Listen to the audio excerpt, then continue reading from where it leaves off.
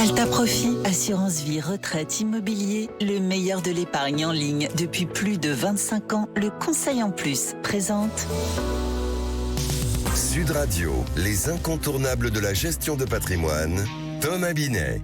Et nous nous retrouvons comme tous les jeudis soirs avec notre consultante Catherine Baudenot, directrice marketing, offre et communication chez Alta Profit pour parler gestion de patrimoine. Bonsoir Catherine. Bonsoir Thomas. On a vu la semaine dernière que les fonds en euros, les supports d'investissement à capital garanti de l'assurance vie et des plans d'épargne retraite étaient généralement à plus des 2/3 composés d'obligations et diversifiés d'ailleurs sur d'autres actifs comme les actions ou l'immobilier pour le reste. Alors aujourd'hui, on va essayer ensemble de comprendre ce qui influence les taux de rendement servis aux épargnants chaque année et comment ils évoluent. Alors première question Catherine, est-ce que les fonds en euros vont évoluer de la même manière d'année en année ? Globalement, on peut dire oui, parce qu'en fait, ils vont suivre la même tendance parce qu'ils sont très corrélés à l'environnement de taux des banques centrales. Et on l'a vu pendant la décennie de taux bas, ça s'est traduit par une baisse constante des rendements des fonds en euros. Et en 2022, quand on a eu la remontée très rapide des taux, il y a eu un impact positif sur le rendement des fonds en euros. Le rendement moyen, il est passé de 1,3% en 2021 à 2,6% en 2023 et 2024. Et on a eu des pointes au-dessus de 3% pour certains contrats. Et quand on regarde les premières annonces pour le taux qui sera servi au titre de 2025, on peut dire qu'il va se maintenir, voire être légèrement meilleur. Pourtant, il y a quand même des écarts parfois importants d'un contrat à un autre. Alors, comment la gestion de l'assureur impacte-t-elle le résultat de son fonds en euros ? Alors, tout d'abord, l'assureur peut avoir ce qu'on appelle une approche relutive. En fait, en lançant des offres commerciales, l'assureur va chercher à collecter de nouveaux flux au bon moment pour acquérir des obligations qui rémunèrent mieux et donc avoir un impact sur le rendement global du fonds. Et c'est ce qu'on a vu en fait en 2024 et 2025.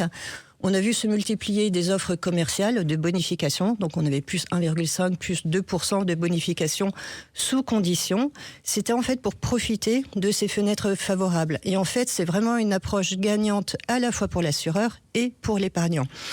Après, vous imaginez bien que selon l'ancienneté du fonds en euros et selon le volume d'obligations anciennes, il va y avoir un effet d'inertie qui sera plus ou moins fort. Au-delà de ça, il y a bien sûr la qualité de la gestion de la partie diversifiée, donc ce qui investit sur d'autres actifs, par exemple les actions et l'immobilier, et ça va générer de la performance additionnelle. Et la PPB, un nouvel acronyme qu'on découvre avec vous, la fameuse réserve de rendement, est-ce qu'elle joue un rôle aussi important dans ce contexte, Catherine ? Absolument. Alors la provision pour participation aux bénéfices permet de lisser les rendements en fait d'une année sur l'autre.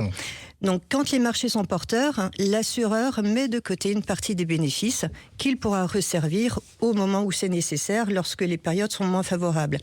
Et chaque année, la question sur de l'utilisation de cette réserve est vraiment stratégique puisqu'il faut arbitrer entre le fait de servir un taux attractif tout de suite et préserver la qualité du fonds euro pour les années futures, surtout quand on est dans un environnement de taux qui est plutôt orienté à la baisse. Alors ce qui va intéresser tous nos auditeurs et nos auditrices, à quoi faut-il s'attendre en 2026 ? Alors, on a vu que depuis mi-2024, la BCE est rentrée dans une logique de baisse des taux et aujourd'hui, on est dans une période de normalisation. Donc, ça devrait stabiliser, voire légèrement réduire les rendements des fonds en euros pour les années à venir. Néanmoins, au titre de 2026, on a déjà vu plusieurs acteurs communiquer sur des offres de bonification à nouveau sur les versements. Alors, elles sont un peu plus restrictives que l'année dernière. Elles sont très souvent soumises à une condition de part en UC et parfois soumises aussi à un minimum de versement. Mais quand on les associe à des taux qui restent stables, en fait, on va pouvoir aller chercher plus de 3%, voire parfois 4% net. Alors, il faut bien enlever les prélèvements sociaux quand même de ces taux. Mais ça les place bien au-dessus du rendement du livret A, qui aujourd'hui est à 1,7, et on sait déjà qu'il va baisser au mois de février. Et quel conseil donneriez-vous pour terminer notre échange ce jeudi soir à un épargnant qui regarde le taux servi pour 2025, Catherine ? Il faut bien distinguer le taux de base et les taux boostés. Les taux boostés sont ponctuels. La qualité d'un fonds euro, ça se juge à l'historique de ses rendements. Et surtout, se rappeler que les fonds en euros, c'est la brique de sécurité dans une allocation. Mais il faut diversifier. Il faut aussi prendre une part d'unité de compte pour aller chercher une performance de long terme en faisant attention à son profil de risque. Merci Catherine, et on vous retrouve jeudi prochain pour un autre numéro d'Osez Investir, les incontournables de gestion de patrimoine. Et pour ce qui me concerne, je vous donne rendez-vous dimanche matin, 9h25, dans la matinale week-end. Sud Radio, les incontournables de la gestion de patrimoine. Thomas Binet. Avec Alta Profit, assurance vie, retraite, immobilier, le meilleur de l'épargne en ligne depuis plus de 25 ans, le conseil en plus.